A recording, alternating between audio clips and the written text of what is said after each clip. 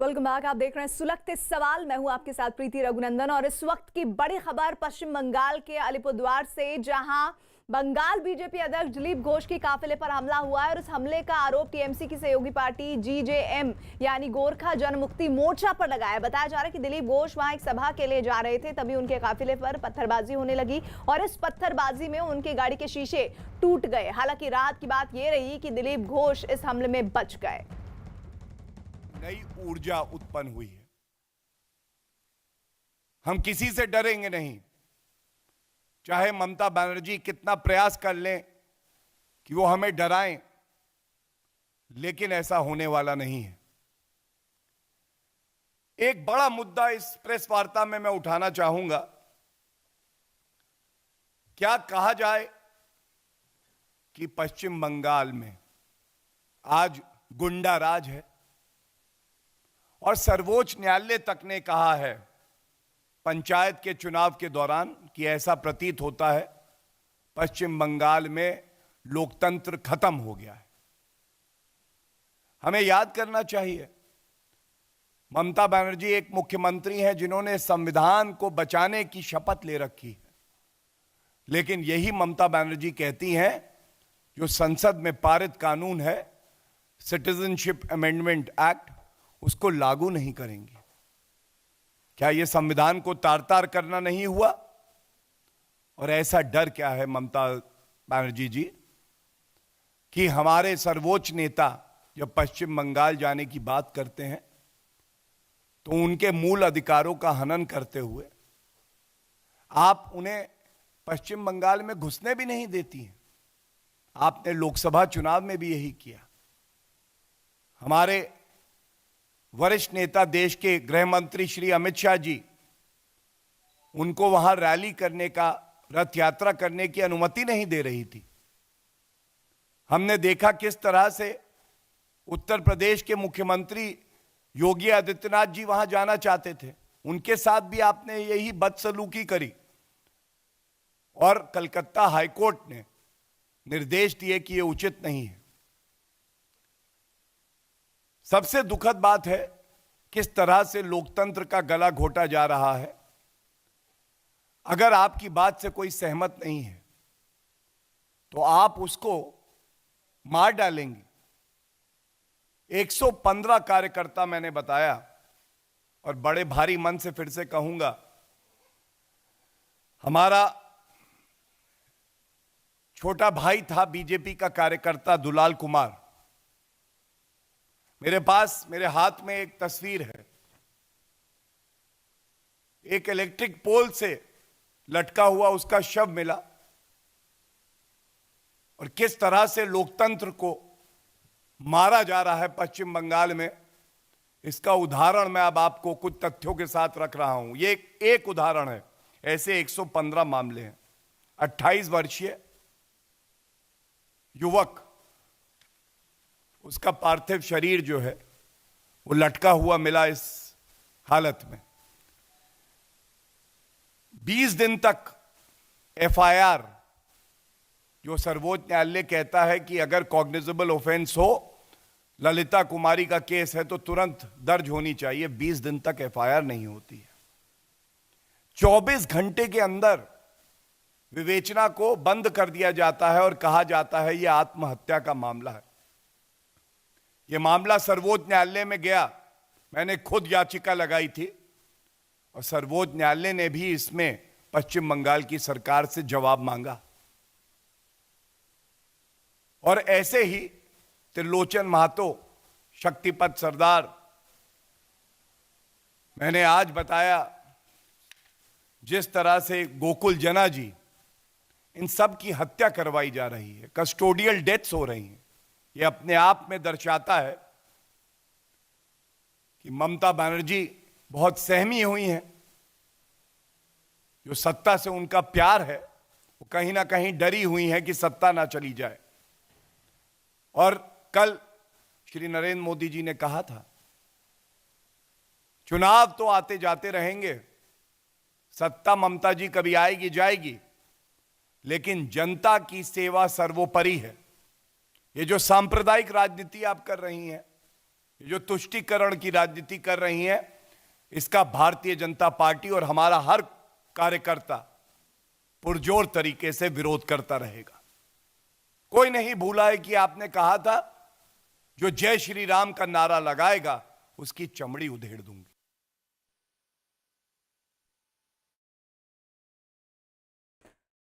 तो बीजेपी की तरफ से एक प्रेस कॉन्फ्रेंस गौरव भाटिया कर रहे थे, जिसमें साफ संकेत उस संदेश के मिले जो कल प्रधानमंत्री ने बिहार जीत के बाद बीजेपी दफ्तर पर दिए थे। और आशिका हमारे साथ हमारी सहयोगी जुड़ी हुई है पश्चिम बंगाल से। आशिका, ये साफ संदेश जो प्रधानमंत्री ने कल दिया है उसी को आज बीजेपी प्रेस कॉन्फ्रेंस करके पूरे पश्चिम बंगाल के कार्यकर्ताओं के बीच देना चाहती है कि अब हमारा एजेंडा, हमारा लक्ष्य क्या होने जा रहा है पश्चिम बंगाल में, ये प्रधानमंत्री ने साफ कर दिया है। मैं आपको सबसे पहले तो यहाँ की तस्वीर बीजेपी मुख्यालय के सामने में हूँ, जहाँ पर बीजेपी के जो कार्यकर्ता हैं वो मौजूद हैं और हाथों में झंडा लेकर के लगातार स्लोगन जो है लगा रहे हैं। हम इनसे ये बताइए कि राजनीतिक हिंसा बढ़ती जा रही है, क्या इससे असर पड़ेगा? देखिए, अतीत में कुछ सालों से जब से वामपंथियों का शासन यहाँ पर आया है, वामपंथियों से लेकर कांग्रेस टीएमसी तक हर यहाँ पर राजनीतिक दल हिंसा का रास्ता ही चुनती है और लगातार यही चीज़ हमारे साथ भी हो रहा है। भारतीय जनता पार्टी के कार्यकर्ताओं को मारा जा रहा है और आज हमारे जिला, हमारे राज्य, राष्ट्रपति शासन लगाने का समय आ गया। राष्ट्रपति जो शासन है वो अभी हम लोग तो नहीं बता पाएंगे, लेकिन जिस तरह से चल रहा है हम लोग का पश्चिम बंगाल में, तो आशा करते हैं राष्ट्रपति शासन जारी होना चाहिए। एक करके भाजपा का जो कार्यकर्ता एक एक करके गोली मार दिया जाता है या थाना में ले जाके मार दिया जाता है। ये टीएमसी का तरफ से माने बिहार का हवा स्थिति परिस्थिति देखते हुए उनको लग रहा है जो अब मेरा पश्चिम बिहार की जीत के बाद क्या नारे लग रहे हैं यहाँ? बिहार के बाद हम लोग को लगता है ये हम लोग 200% पश्चिम बंगाल में बीजेपी का सरकार बनेगा। दिलीप घोष के ऊपर आज जो हमला हुआ है अलीपुरद्वार में, उसके बाद यहाँ पर सौमित्र खां के नेतृत्व में बीजेपी मुख्यालय से रैली निकाली जा रही है, विरोध प्रदर्शन किया जा रहा है। जी बिल्कुल आशिका, मैं आपके पास आऊंगी। इधर बिहार और उपचुनाव में बीजेपी की जीत के बाद पीएम मोदी ने पार्टी के कार्यकर्ताओं को आगे भी जीत का मंत्र दिया और इशारों में बंगाल की ममता सरकार पर निशाना साधा। बीजेपी कार्यकर्ताओं की हत्या का जिक्र करते हुए पीएम मोदी ने कहा कि लोकतंत्र में मौत का खेल नहीं चलता है और इस खेल से मत हासिल नहीं किया जा सकता। पीएम मोदी ने साफ कर दिया है कि बिहार के बाद अब बीजेपी की नजर बंगाल पर है और पीएम मोदी ने कहा है कि पार्टी के कार्यकर्ताओं को अपना काम जारी रखना है और बंगाल की जनता वहां की सरकार को जवाब देगी। साथियों, जो लोग लोकतांत्रिक तरीके से हमारा मुकाबला नहीं कर पा रहे हैं, हमें चुनौती नहीं दे पा रहे हैं,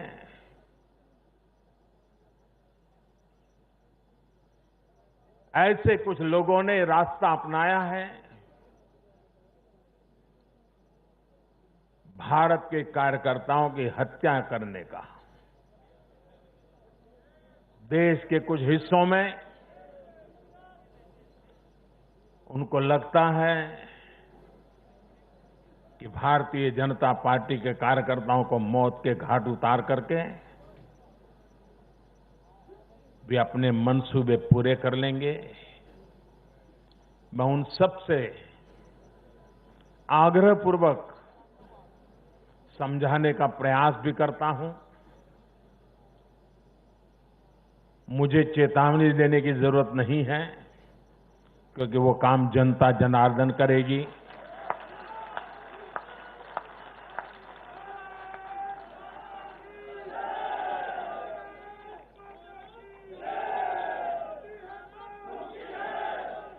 चुनाव आते हैं, जाते हैं, जय पराजय होता रहता है।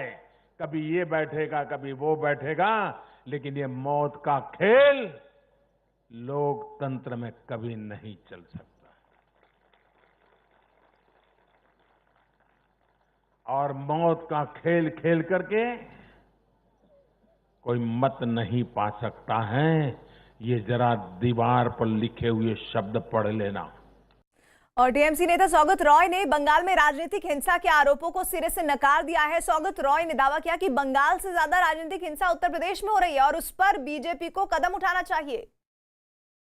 दादा, प्रधानमंत्री ने हुंकार भरी है और ये कहा है कि राजनीतिक हिंसा को लेकर के जनता जवाब देगी।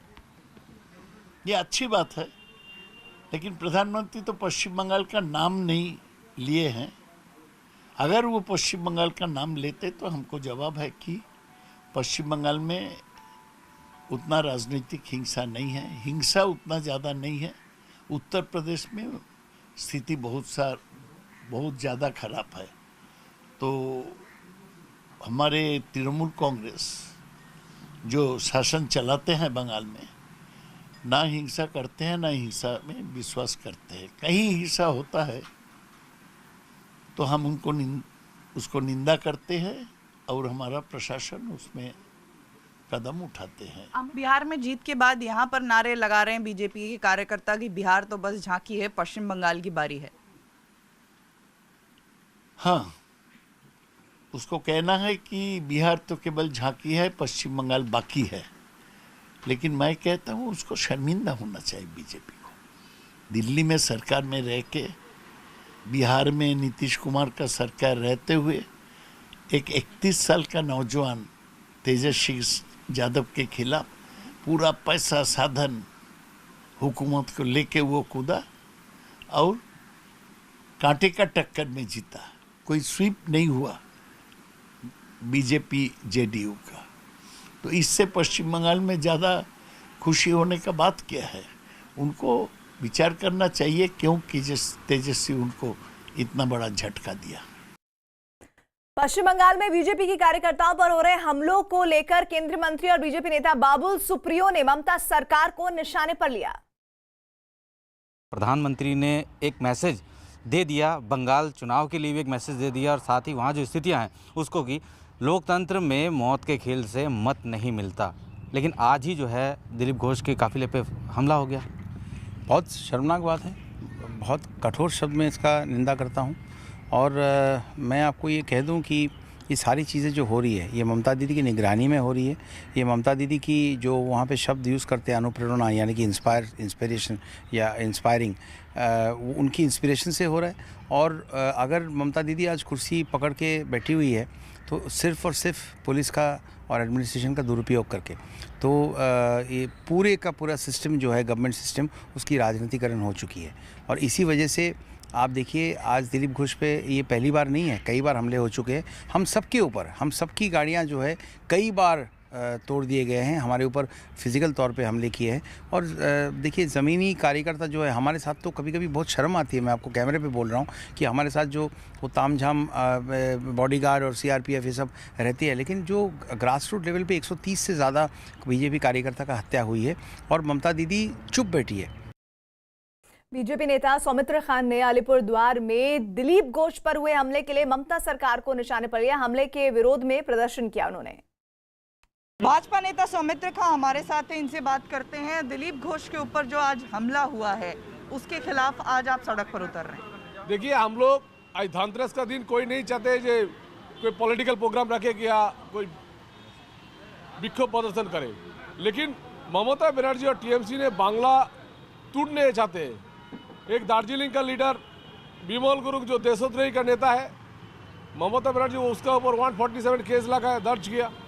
तो अभी क्या होगा, उसको लेके और पुलिस को साथ लेके दिलीप तक ऊपर आक्रमण किया। हम लोग इसका जो सांसद है, जो राज्य प्रेसिडेंट, उसके ऊपर आक्रमण कर रहे हैं। इसलिए हम लोग आधा घंटा हर जगह में बांध प्रदर्शन, कहाँ पे विक्षोभ, कहाँ पे जुलूस हम लोग निकलेंगे।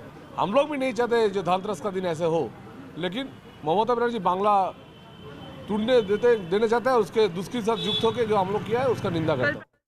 आशिका, हम बीजेपी नेताओं की भी बात को सुन रहे हैं, टीएमसी नेता भी आपसे लगातार जुड़ रहे हैं, उनकी बात को भी सुन रहे हैं, लेकिन जरा बताइए कि अगर राजनीतिक हत्याएं नहीं हो रही हैं पश्चिम बंगाल में, तो टीएमसी बताए कि वो जो हत्याएं हो रही हैं वो कौन करवा रहा है? आदमी तो मर रहा है, वो किसी पॉलिटिकल पार्टी से ताल्लुक रखता है या नहीं रखता है? ये क्या कहती है टीएमसी इस पर? जी, जब भी टीएमसी से राजनीतिक हिंसा पर सवाल पूछा जाता है तो उंगली भाजपा के जो राज्य हैं उन पर दिखाई जाती है, उठाई जाती है लगातार। यहाँ पर आज सड़क पर जो बीजेपी के नेता उतरे हैं ये राजनीतिक हिंसा को लेकर के ही उतरे हैं। और दिलीप घोष के ऊपर जो आज हमला हुआ अलीपुरद्वार में, उसके खिलाफ सौमित्र खां और पार्टी के जो दूसरे नेता हैं सड़क पर उतरे हैं, हाथ में झंडे, स्लोगन लगाते हुए कोलकाता के बीजेपी मुख्यालय से निकले हैं। हालांकि यहाँ पर आपको मैं पुलिस डिप्लॉयमेंट की तस्वीरें भी दिखा दूँ, भारी संख्या में पुलिस बल मौजूद है और यहाँ पर बीजेपी की जो रैली है इसको रोकने की पूरी व्यवस्था की गई है पुलिस की तरफ से। आगे वैन्स भी लगाई गई हैं, जो भी यहाँ से आगे जाने की कोशिश करेगा उनके खिलाफ पुलिस कार्रवाई होगी। यहाँ पर बीजेपी की जो रैली है अभी पहुँच चुकी है और थोड़ी ही देर में पुलिस इनको यहाँ पर रोक देगी। सौमित्र खां के नेतृत्व में ये रैली निकली है और अभी जो है राजनीतिक हिंसा, जो कि सबसे बड़ा मुद्दा है, इसको लेकर के सड़क पर उतरे हैं सौमित्र खां और भाजपा के जो दूसरे नेता हैं। मैं आपको लेकिन अभी ऐसा लग रहा है आशिका इन तस्वीरों को देखने के बाद कि अमूमन जब भी चाहे बीजेपी का प्रदर्शन हो, टीएमसी का प्रदर्शन हो, पुलिस को भारी मशक्कत करनी पड़ती है। जरा यहाँ पर दिखाइए तस्वीरें। अभी तो देख रहे हैं मीडिया का जमावड़ा है, हंगामा और नारेबाजी भी हो रही है। क्या वैसे हालात तो नहीं बन सकते? जी देखिए, पुलिस बल जो है भारी संख्या में मौजूद है। कोलकाता का ये सेंट्रल एवेन्यू बहुत ही बिजी ये रास्ता है। यहाँ पर जो ट्रैफिक फिलहाल बाधित है, इसको बीजेपी की रैली निकल चुकी है मुख्यालय से और अगले ही मोड़ पर रोकने की पूरी तैयारी है। पुलिस बल जो है उसकी तस्वीरें देखिए, महिला पुलिस बल भी मौजूद हैं और इसके अलावा वैन्स भी यहाँ पर मौजूद हैं। जो भी इस मोड़ को क्रॉस करने की कोशिश करेगा उसे रोका जाएगा, उस पर पुलिस की कार्रवाई होगी। और बीजेपी के कार्यकर्ता हालांकि बढ़ते जा रहे हैं, हाथों में झंडे लेकर के और नारे लगाते हुए यहाँ तक पहुँचे हैं। लगातार यहाँ पर सौमित्र खां के साथ बीजेपी के जो कार्यकर्ता हैं पार्टी मुख्यालय से निकले हैं और बढ़ते जा रहे हैं। पुलिस ने पहले ही चेतावनी दे दी थी कि ये रैली जो है इसको अनुमति नहीं मिलेगी, बावजूद इसके ये रैली बीजेपी के जो नेता हैं उन्होंने निकाली। और यहाँ पर तस्वीरें आप देखिए, जय श्री राम के नारे लग रहे हैं। सौमित्र खां मौजूद हैं जो कि यहाँ से आगे जाने की कोशिश कर रहे हैं, लेकिन पुलिस बल जो है, पुलिस की तैनातगी जैसा मैंने आशिका, मैं आपसे दोबारा जुड़ूंगी, लेकिन इस बीच पश्चिम बंगाल से बड़ी खबर जिसके बारे में लगातार बता रही है हमारी सहयोगी, लगातार विरोधियों के निशाने पर रहने वाली ममता बनर्जी अब अपने ही लोगों के निशाने पर आ गई हैं। कहीं ममता बनर्जी के करीबी नेता उनके खिलाफ विद्रोह का बिगुल फूंक रहे हैं, तो कहीं ममता बनर्जी की अपनी पार्टी के भीतर बगावत का बीज पनप रहा है।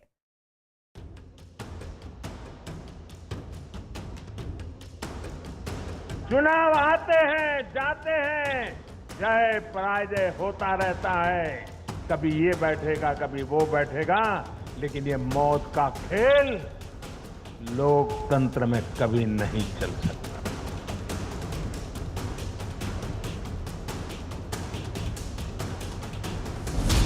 विरोधियों से घिरी ममता, पहले पीएम मोदी का वार, अब अपनों की बगावत। कैसे बचेगा ममता का किला? पश्चिम बंगाल में अगले साल होने वाले चुनाव को लेकर सीएम ममता बनर्जी की मुश्किलें कम होने का नाम नहीं ले रही हैं। एक तरफ पीएम मोदी की अगुवाई में बीजेपी ने जहां मिशन पश्चिम बंगाल का आगाज कर दिया है, तो वहीं दूसरी तरफ ममता बनर्जी अपने ही घर में अपने ही करीबियों से घिर गई हैं। दावा किया जा रहा है कि टीएमसी के 4 बड़े मंत्रियों ने बगावत का आगाज कर दिया है और सबसे ज्यादा इस बगावत की आग को हवा देने का काम कर रहे हैं परिवहन मंत्री शुभेंदु अधिकारी, जो न कैबिनेट की बैठक में पहुंचे और न ही नंदीग्राम में उनकी सभा के दौरान ममता बनर्जी का कोई पोस्टर ही दिखाई दिया। इतना ही नहीं, शुभेंदु अधिकारी के तेवर भी नाराजगी का इजहार कर रहे हैं।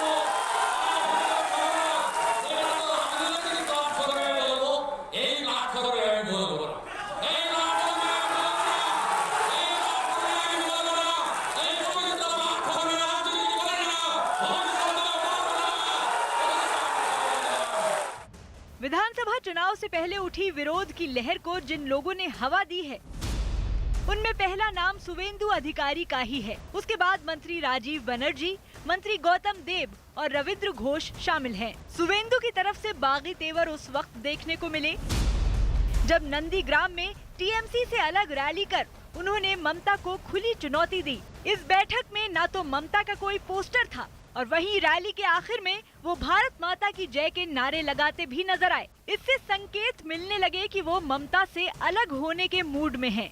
दावा तो ये भी किया जा रहा है कि शुवेंदु पार्टी में अपनी उपेक्षा से नाराज हैं, लेकिन पहली बार उन्होंने अपनी नाराजगी का इजहार सार्वजनिक तौर पर किया। पिछले 1 महीने से शुवेंदु की हर रैली में जो पोस्टर लगाए जा रहे हैं उनमें ममता बनर्जी और टीएमसी दोनों का ही नामो निशान नजर नहीं आ रहा है। इतना ही नहीं, उन्होंने सीएम पर नंदीग्राम की उपेक्षा का भी आरोप लगाया है। शुवेंदु अधिकारी की नाराजगी क्या मायने रखती है टीएमसी के लिए, इसे भी समझना जरूरी है।